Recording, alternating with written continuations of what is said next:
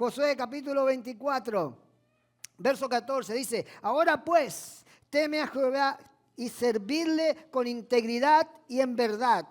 Y quitad de entre vosotros los dioses a los cuales sirvieron vuestros padres al otro lado del río y en Egipto. Y servid a Jehová. Y si mal os pareciere, servid a Jehová. Escogeos hoy a quién sirváis. Si a los dioses de quienes sirvieron vuestros padres cuando estuvieron al otro lado del río, o a los dioses de los amorreos en cuya tierra habitáis. Pero yo, diga conmigo. No me diga yo, dígame yo. Ahora sí suena más familiar. Pero yo, ¿cómo dice? Y mi casa, ¿qué vamos a hacer? Aleluya, yo lo declaro en el nombre de Jesús que usted y su casa van a servir a Jehová. Amén. Den ese aplauso fuerte al Rey de Reyes. Aleluya. Estamos en las tazas, ¿verdad? Mi casa y yo serviremos a Jehová. El cuadrito pegado en la puerta. Mi casa y yo serviremos a Jehová. Por todos lados, en los stickers de los carros, en los paragolpes de los carros. Mi casa y yo serviremos a Jehová. ¿Cuántas veces usted ha visto este pasaje, verdad? Es un pasaje muy conocido, realmente conocido. Esta mañana quiero hablarles por un momento acerca de algo que sigue siendo totalmente relevante para nosotros hoy. Porque así como en el tiempo de Josué, en este tiempo y en los tiempos por venir, el plan de Dios para vos y para tu casa sigue estando vigente. Y es grande y es poderoso. Es grande y es poderoso, dije. Dije, es grande. Bueno, vamos empezando a calentar los motores. Porque al igual como la palabra nos enseña para que ese plan o ese propósito se active, se ponga en movimiento en nuestras vidas y en nuestra generación, va a depender no de Dios, sino de las decisiones que nosotros, cada uno de nosotros, decidamos tomar en nuestro cotidiano vivir.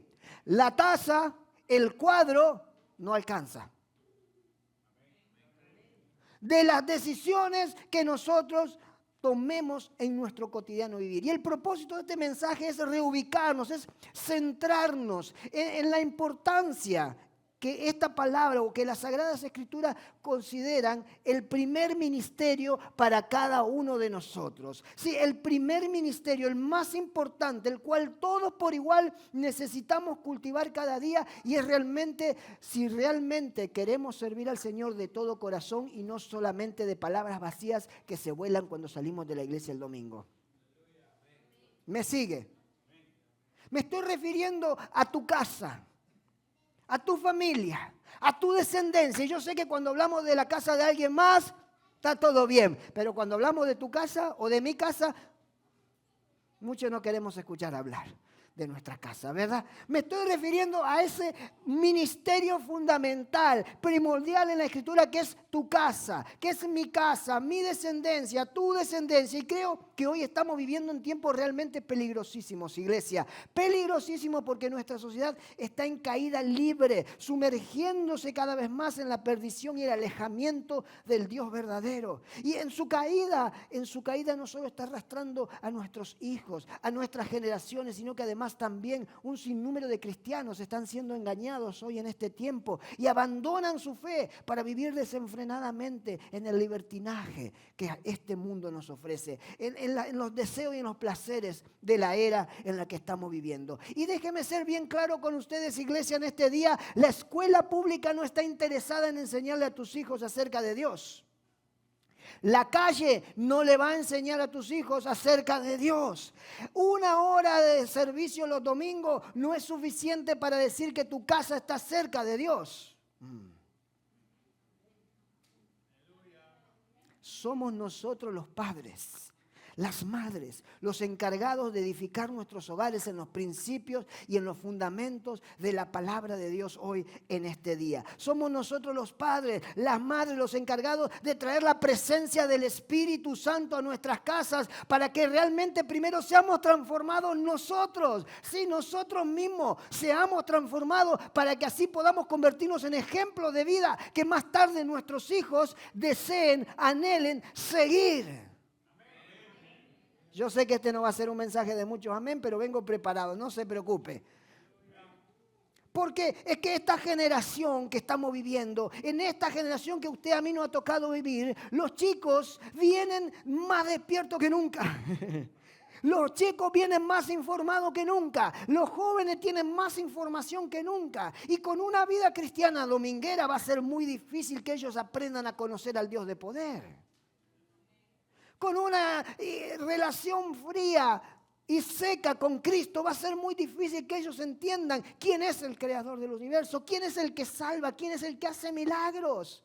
Esta generación más que nunca está necesitando hombres y mujeres que se pongan en la brecha. Hombres y mujeres que estén dispuestos a separarse de las cosas del mundo, que estén dispuestos a ayunar, a orar. Voy a ir de este lado. Hombres y mujeres que digan, yo me voy a separar para Dios. Yo sé que aquel hace aquello, yo sé que el otro hace lo otro, pero yo y mi casa, ¿qué vamos a hacer? Serviremos a Jehová. Ay, yo no sé si habrá alguno aquí que esté dispuesto a hacer esta declaración y sobre todo a cumplirla. Yo y mi casa. Quizás alguno de ustedes dice, yo todavía no tengo casa, pastor. No importa, tenga fe. Yo todavía no tengo esposa, no tengo esposo. Tenga fe, va a llegar. Pero si usted no empieza a prepararse de ahora, el mensaje de hoy se titula simplemente una antorcha encendida. Una antorcha encendida. Sí, una antorcha. Y hablando en el término espiritual, una antorcha encendida tiene un solo propósito. Es el propósito que podamos pasársela a la próxima generación. Y usted dirá, pastor, yo no tengo hijos todavía. De seguro a lo mejor tiene por ahí alguna persona cercana a usted, algún joven que Dios ha traído a su vida para que usted mentoree, para que usted ministre. De seguro usted conoce a alguna persona que trabaja con usted, al que le pueda pasar una antorcha de fe, al que le pueda pasar un principio de vida. Ese propósito de la antorcha es poder pasársela a alguien. Pero si tu antorcha está apagada, ¿quién la va a querer? Si tu antorcha nomás está echando humo, ¿quién va a querer esa antorcha? Tu antorcha necesita estar encendida. En el libro de Juan capítulo 5, verso 35, la Biblia dice, Jesús hablando acerca de Juan, dice, él era antorcha que ardía y alumbraba, y vosotros quisisteis regocijarte por un tiempo en su luz. Habla de Juan el Bautista, dice, cuando llegó Juan el Bautista, él era una antorcha que ardía, una antorcha encendida, le predicaba a todo el mundo ¿de quién? De Cristo, de Cristo. Y si ustedes quisieron por un momento meterse bajo de su luz, porque él era ¿qué? Una antorcha ¿cómo? Encendida. Jesús considera a Juan una antorcha que ardía, una antorcha que trazó una línea, una antorcha que dejó un legado, una antorcha que impactó multitudes. Dice, muchos quisieron alumbrarse. Y en este tiempo que Dios ha permitido, que Dios te ha permitido a vos, a mí, y no sabemos cuándo va a terminar. Ninguno de nosotros sabe cuándo este tiempo va a terminar, cuánto será el tiempo que Dios nos va a dar sobre esta tierra. ¿Y qué tal si Cristo viene hoy? ¿Estás preparado? ¿O te lleva hoy? ¿Estás preparado? Ah, bueno, porque queremos que venga, pero no queremos ir. ¿Qué tal si tiene que ir en vez de que venga? Cualquiera sea la situación o cualquiera sea la razón por la cual tengamos que partir, yo me pregunto, ¿cuál es el legado que estamos dejando? ¿Estamos dejando esa luz? ¿Estamos dejando esa antorcha encendida para la generación que viene detrás de nosotros? Es que los planes de Dios siempre son para generaciones. Los planes de Dios siempre son para generaciones. En Génesis 12:1 dice la Biblia, pero Jehová había dicho a Abraham, vete de tu tierra y de tu parentela y de la casa de tu padre a la tierra que te mostraré. Bendeciré a los que te bendijeren y a los que te maldijeren maldeciré. Y serán benditas en ti todas las familias de la tierra. Y se fue Abraham como Jehová le había dicho. Y Lot fue con él. Y era Abraham de edad de 75 años cuando salió de Harán. Y le dijo, toma pues a Harán, a Sarai, a su mujer y a Lot, hijo de su hermano, y todos sus bienes que había ganado y las personas que habían adquirido en Harán. Y salieron para ir a la tierra de Canaán. Y la tierra de Canaán llegaron. Y pasó Abraham por aquella tierra hasta el lugar donde estaba Siquén, hasta la encina de Moré, y el cananeo estaba habitando ahí entonces en esa tierra. Y en el verso 12:7 dice, y apareció Jehová a Abraham y le dijo, mira lo que le dijo, esta tierra te la voy a dar a ti, ¿Así le dijo? No. Le dijo, esta tierra a tu descendencia la daré.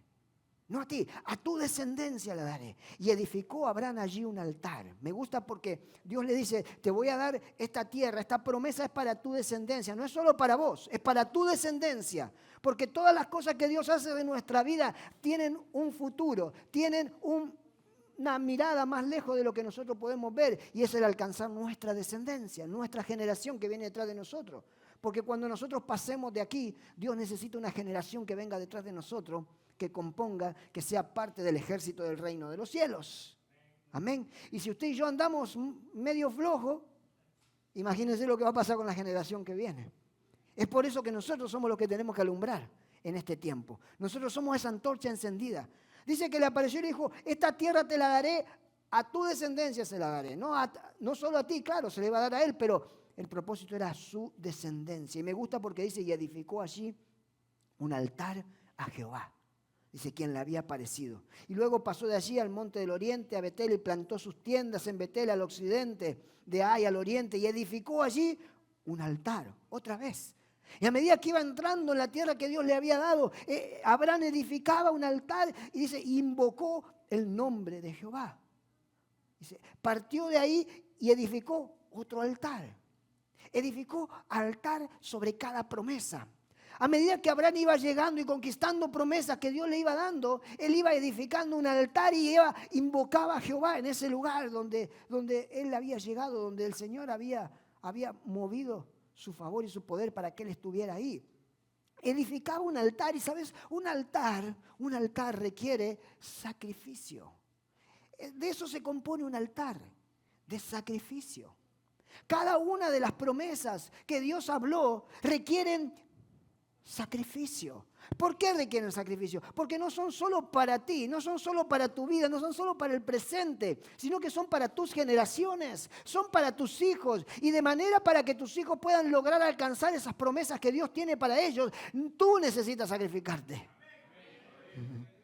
Pero usted quiere que en mi casa y yo serviremos a Jehová, ese está bueno, ¿verdad? Pero no sucede. Simplemente por decir el versículo. Requiere sacrificio. Me gusta porque este hombre levantaba un altar en cada lugar que le iba poseyendo. En cada lugar que Dios le iba dando. El plan de Dios no es solo para tu casa, es para tu generación. Josué entendió muy bien este principio. Cuando él dijo, yo y mi casa serviremos a Jehová. Hay poder en tu casa.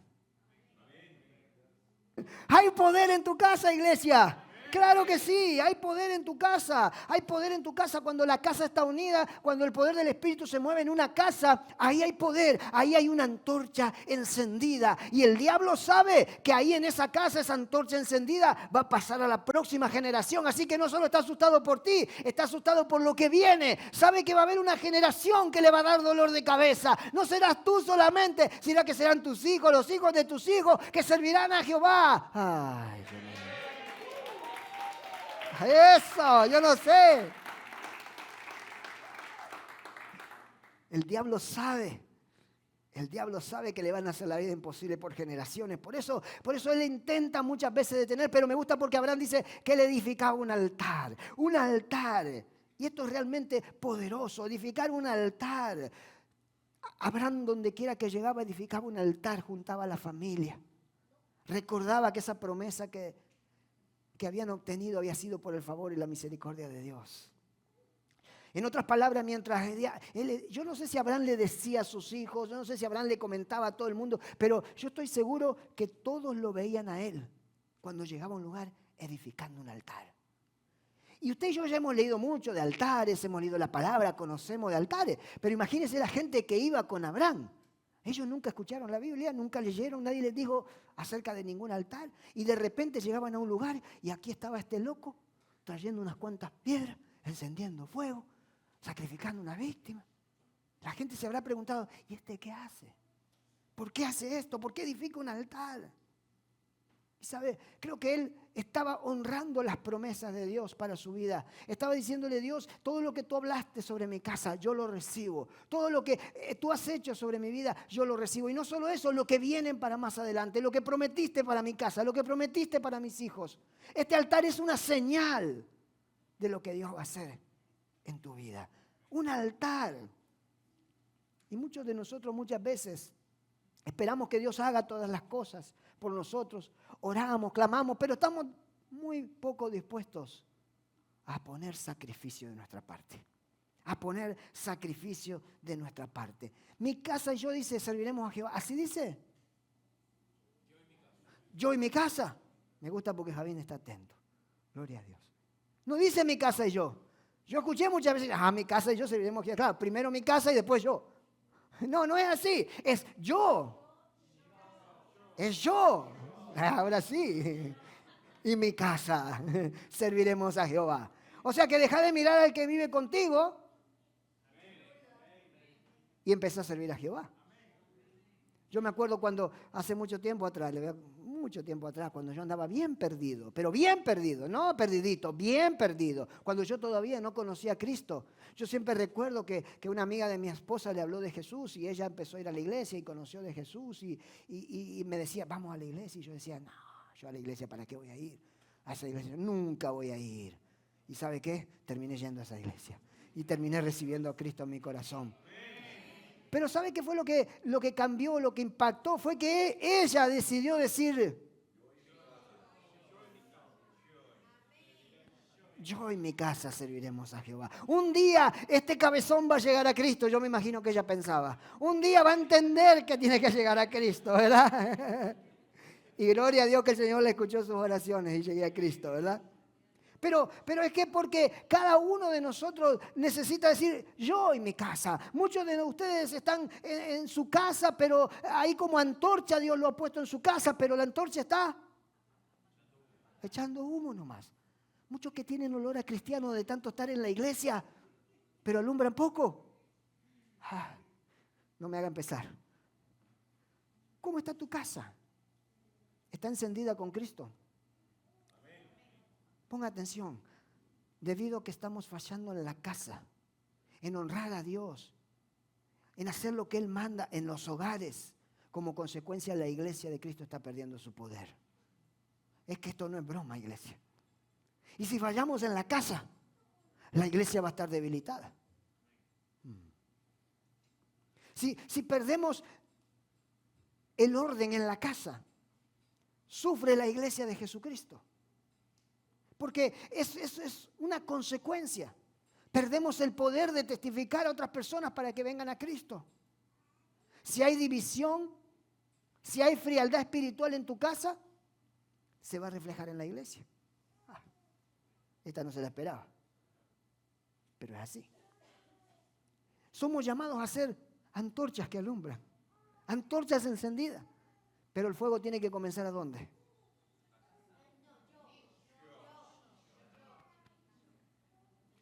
Yo. ¿Y después? La iglesia. Yo y mi casa. Pastores, que la alabanza no está muy buena cuando voy a la iglesia, eso es por eso que no agarro fuego. Es que la predicación no queda muy clara y yo me voy desanimado de la iglesia. 40 minutos de alabanza y 40 minutos de predicación los domingos. Si venís con un corazón humilde, si venís con un corazón entregado, dispuesto a recibir, te puedo asegurar que es más que suficiente para encender tu antorcha. El problema no está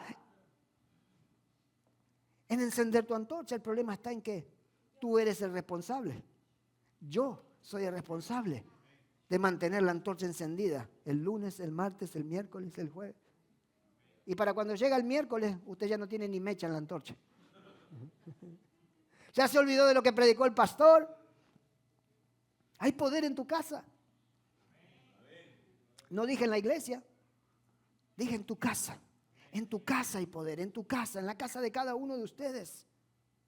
Si la casa no está ordenada, si la casa está dividida, si hay división en la casa, marido, mujer, ¿puedo predicar o no? Ay, no, que me dio miedo, ya como me miran, como que me quiere comer y tirarme con la Biblia. Hay poder en tu casa. En Mateo 12:25 dice, sabiendo Jesús los pensamientos de ellos, les dijo, todo reino dividido contra sí mismo es asolado. Ponga atención a esto. Y toda ciudad o casa dividida contra sí mismo no permanecerá. No permanecerá. Si tu casa está dividida en el área espiritual, será asolada. No es porque yo sea pájaro de mal agüero, es porque la palabra de Dios nos lo está diciendo. Nos está advirtiendo. Si hay división, si no hay unión en el área espiritual, en tu casa o en mi casa, tarde o temprano las manipulaciones del diablo se van a meter. Tarde o temprano las manipulaciones del diablo se van a ganar en uno, se van a ganar en el otro, porque la casa está, porque no hay unión, porque la casa está dividida. Y si la casa está dividida, dice, no puede permanecer. Dice luego Jesús en Mateo 24:43, pero sabed esto, que si el padre de familia supiese a qué hora el ladrón habría de venir, velaría y no dejaría minar su casa. Por tanto, también vosotros estad preparados, porque el Hijo del Hombre vendrá a la hora que no pensáis. ¿Quién es pues el siervo fiel y prudente al cual puso su Señor sobre su casa para que les dé el alimento a tiempo? Y no está hablando de comida. Está hablando de alimento espiritual. Bienaventurado aquel siervo el cual, cuando su Señor venga, le haya haciendo así. De cierto os digo que sobre todos sus bienes le pondrá. La casa, hay poder en tu casa. Si tu casa está, ¿se acuerda lo que le dijo Isaías al rey cuando llegó? Que le dijo, ordena tu casa, porque hoy te toca. Hoy vas a partir. Ordena tu casa, le dice. Yo sé que usted que se está diciendo, pastor, hoy justo elegí el día equivocado para venir a la iglesia. Pero en realidad, hasta yo lo elegí equivocado. Porque todos por igual tenemos que mejorar en esto. Todos por igual tenemos que alinear nuestra vida y poner nuestra casa en orden. Ponga atención a lo que le digo en este día. Si hay desorden en nuestra casa, si la mujer está por encima del hombre, yo sé que a usted no le gusta estas predicaciones. Muchas veces no, porque la mujer se sale con la de ella, entonces no hay escándalo en la casa porque ahí está contenta. Pero lo que no sabes es que al momento que la mujer pasa por encima de la autoridad del hombre, se está saliendo debajo de la cobertura del hombre. Y en realidad, en lugar de beneficiarse porque está contenta, el enemigo se está aprovechando de esa situación. Y cuando llegue el golpe del diablo, será mucho más duro que el escándalo de tu mujer. O de tu esposo. Porque de igual manera funciona también para el esposo. Cuando pasamos por encima de la autoridad, cuando hacemos cosas que no debemos hacer, de la misma manera sucede. Porque no hay orden en la casa. Cuando Josué dijo, yo y mi casa, ya se da cuenta que va más profundo de solo yo y mi casa. Habla de que nuestra casa tiene que estar en orden. Habla de que nuestra casa tiene que ser una antorcha encendida. Una antorcha encendida. Dios nos ha unido, Dios nos ha formado casas, hogares, los que tienen esposa, los que tienen esposo, las mujeres que tienen esposo. Nos ha llamado para alinearnos, para hacer un equipo juntos en el orden de la palabra del Señor. Porque cuando el hombre se alinea con la mujer y los dos ponen su vida en línea con lo que Dios manda para ellos y no hay divisiones, entonces es ahí donde el enemigo tiembla. Porque donde hay una casa unida, Jesús visita. Donde hay una casa unida, el Espíritu Santo se hace presente. Donde hay una casa unida, Dios mueve su poder para desplazar tinieblas. Donde hay una casa unida suceden milagros. Donde hay una casa unida hay aceite, hay abundancia, hay provisión. Aleluya. Donde hay una casa unida está Jesús. Si dos o más, dice, están reunidos en mi nombre, ahí estoy yo. Usted piensa que está hablando de la iglesia. Uy, mire cuántos somos hoy en la iglesia. ¿Y en su casa? ¿Cuándo fue la última vez que oraste con tu mujer? ¿Cuándo fue la última vez que unimos la casa para orar? Le dije que le iba a hablar a todos, ok, ¿está preparado? Nietos, hijos, hermanos, parientes que tenga alrededor, es tu casa. ¿Cómo está nuestra casa? Nuestra casa es fundamental, iglesia. Queremos las bendiciones, queremos ver el mover de Dios, queremos los avivamientos. Dios lo va a hacer. Pero yo en mi casa tenemos que estar alineados con Dios. Tú y tu casa tienen que estar alineados con Dios. Porque Dios no trabaja en el desorden. Y hasta que en los matrimonios no haya unión, hasta que la casa no se una, hasta que dejemos las discusiones de lado y traigamos la paz de Cristo, hasta que le cerremos la puerta al diablo, hasta que tomemos tiempo en la casa para orar y clamar por la presencia del Espíritu Santo, no va a llegar el avivamiento. ¿Cuándo fue la última vez que tus hijos vieron una Biblia abierta en la mesa de tu casa? ¿Cuándo fue la última vez, iglesia, que clamamos al Señor, que oramos al Señor en nuestra casa? ¿Cuándo fue la última vez que te vieron tus hijos de rodillas en la sala de tu casa, en tu cuarto, donde quiera que sea, buscando a Dios? Hay que llega alguien y se levanta enseguida para que no lo vean. No. Necesitamos la presencia del Espíritu Santo en la casa. Necesitamos a Jesús en nuestra casa. Si traemos a Jesús a nuestra casa, Jesús va a estar con nosotros donde quiera que vayamos. Aún en la iglesia. Uno dirá, ¿qué hacemos, pastor? ¿Quieres saber qué vamos a hacer? Josué entendió muy bien este principio que hoy te enseño. Por eso él dijo, los que estaban alrededor de él, ustedes tomen la decisión por ustedes mismos hoy en este día. Si van a servir a los dioses de sus padres, que cuando estaban allá en Egipto, si van a servir a los dioses de los amorreos de la tierra en la que están hoy, pero yo y mi casa serviremos a Jehová. Mucho pueblo está hoy aquí en este país sirviendo a los dioses de este país. Llegaron de aquí, de allá, de todas partes del mundo para trabajar, para buscar un mejor estado de vida, para un mejor bienestar, pero se olvidaron de lo más importante. Porque en el trabajo, en el cotidiano vivir, en el envolvimiento de las ocupaciones de todo el tiempo, iglesia, muchas personas que en sus países servían a Dios fervientemente, que no dejaban de ir a la iglesia, que ayunaban y que oraban, cuando llegan a este país, empezaron a servir al Dios del dólar. Yo sé que iba a doler el día de hoy. Y hay pastores que aquí cuesta cara la vida, pero tiene un Dios que paga bien. Quizás está buscando en el lugar equivocado. Quizás está buscando proveer con tu propia fuerza cuando Él te dice, yo soy tu proveedor. Quizás te olvidaste de aquella famosa escritura que dice, buscad primeramente el reino. Pero muchos llegan aquí y buscan primero todas las demás cosas y por último el reino de Dios. Cuidado, son los dioses de los amorreos. Son los dioses de este tiempo. Josué entendió bien esto y le dijo, ustedes decidan. Yo no sé lo que vas a hacer tú, pero yo sé lo que yo voy a hacer. Es más, no sé ni lo que va a hacer mi casa, pero sé lo que yo voy a hacer. Porque comienza por ti. Comienza por cada uno de nosotros. Comienza porque uno de la casa se ponga en la brecha. No importa si es el varón, no importa si es la mujer. Preferentemente el sacerdote debería de ser, pero hay casos en que se requiere en que usted tome el control. Hay casos en que se requiere que se levante una Débora en la casa. ¿Dónde están esas Débora? Hay casos en que se requiere que realmente traigamos la presencia del Espíritu Santo. No importa quién sea que la traiga, pero traigamos a Jesús a nuestras casas. Pero yo y mi casa.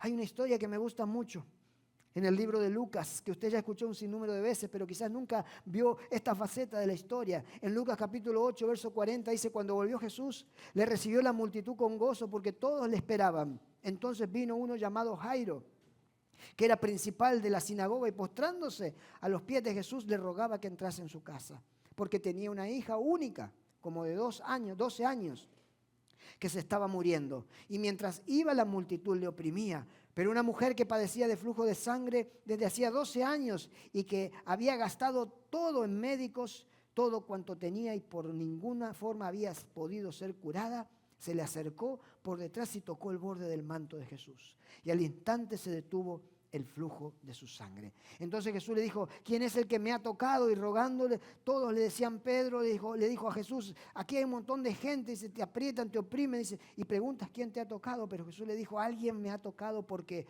yo he conocido que ha salido poder de mí. Entonces cuando La mujer que vio que no había quedado en oculto, vino temblando y postrándose a sus pies, le declaró delante de todo el pueblo por qué causa le había tocado y cómo él al instante había sido sanada. Dice, y Jesús le dijo, hija, tu fe te ha salvado, ve en paz. Entonces, hablando aún, cuando vino uno de la casa del principal de la sinagoga, el que comenzó al principio de la historia, a decirle, tu hija ha muerto, no molestes más al maestro. Oyéndolo Jesús le respondió, no temas, cree solamente y serás salva. Entrando en la casa, no dejó entrar a nadie, sino consigo a Pedro, a Jacobo, a Juan y al padre y a su madre, a la madre de la niña. Y lloraban, dice, todos y hacían lamentación por ella, pero él dijo, no lloren, no está muerta, sino que duerme. Dice, y se burlaban de él sabiendo que estaba muerta, mas él tomándola de la mano clamó diciendo, muchacha, levántate. Entonces el espíritu volvió e inmediatamente se levantó y él mandó a que se le diese de comer y sus padres estaban atónitos porque Jesús les mandó que a nadie dijesen lo que había sucedido. Una historia que quizás muchas veces usted escuchó y se la leí toda completa para que usted pueda entender el contexto de lo que estaba pasando, pero me gusta la historia porque la Biblia dice que cuando llegó la multitud lo apretaban a Jesús, todos estaban ahí cerca de Jesús y la Biblia dice que ahí en medio de toda esa muchedumbre llegó este varón Jairo, un principal de la sinagoga, un hombre con autoridad, un hombre con un título, un hombre importante de la ciudad, pero aún así este hombre importante, si usted puso atención, dice que llegó con una petición a los pies de Jesús. ¿Cuál era esa petición? No era su hija. Yo sabía que iba a decir su hija, pero no era su hija. La petición de Jesús era que Jesús entrara en su casa. Él le dijo, ven, entra en mi casa.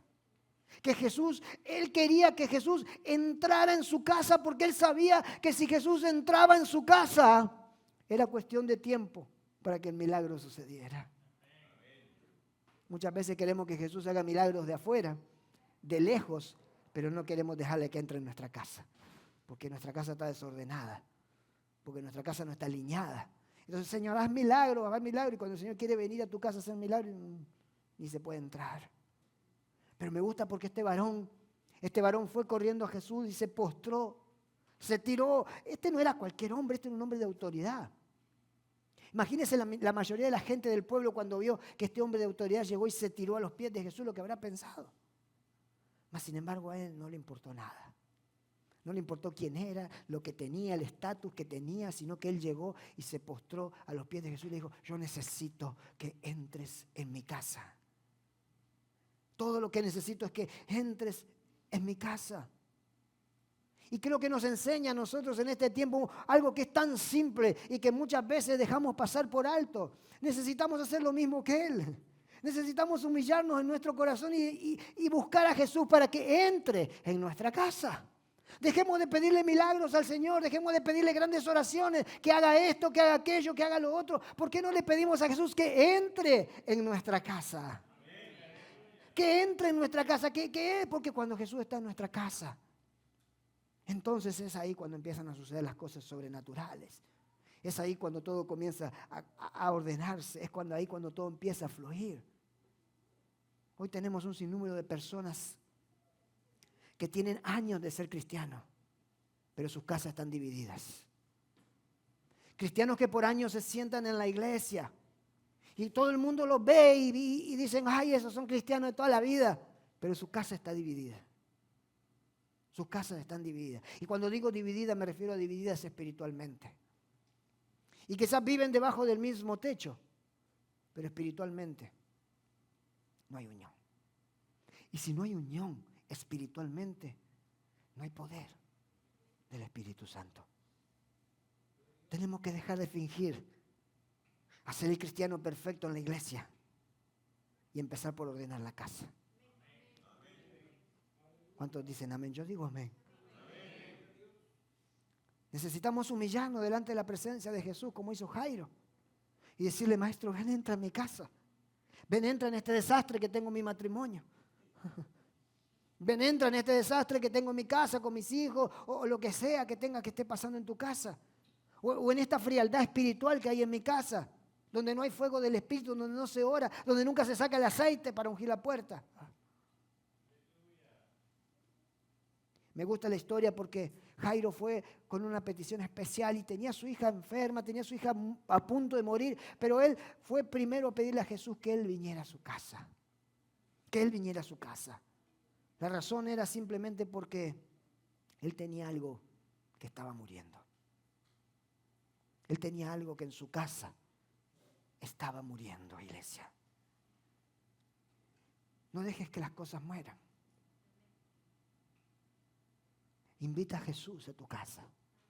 Él es el único que tiene el poder para resucitar. Hay situaciones en tu vida que han venido muriendo por mucho tiempo y la razón no es que porque aquel, que porque el otro, que porque fue ella, que porque fue él. La única razón es simplemente que está faltando alguien importante en tu casa. Está faltando Jesús en tu casa. Él sabía que tenía algo que estaba muriendo. Y él corrió a los pies de Jesús, se postró a los pies de Jesús. Dice la Biblia que tenía una hija como de 12 años que se estaba muriendo.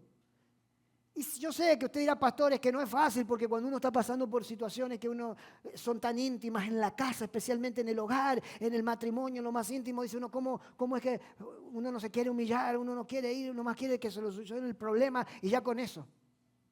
No es fácil. La verdad que nunca es fácil. Mira lo que dice la Escritura. Dice que la gente, la multitud, se lo oprimía, no le dejaba llegar a Jesús. Le oprimía a la gran multitud. Y todavía como si fuera poco, mientras él estaba cerca de llegar ahí donde estaba Jesús, se le cruza a la mujer con el flujo de sangre. Y dice la Biblia que Jesús se puso a hablar con la mujer del flujo de sangre y Jairo con la hija que se le moría. Y ponga atención porque la Biblia dice que mientras Jairo pensaba en llegar a Jesús y pedirle que llegara y entrara a su casa, Jesús se detuvo para hacerle un milagro a la mujer con el flujo de sangre.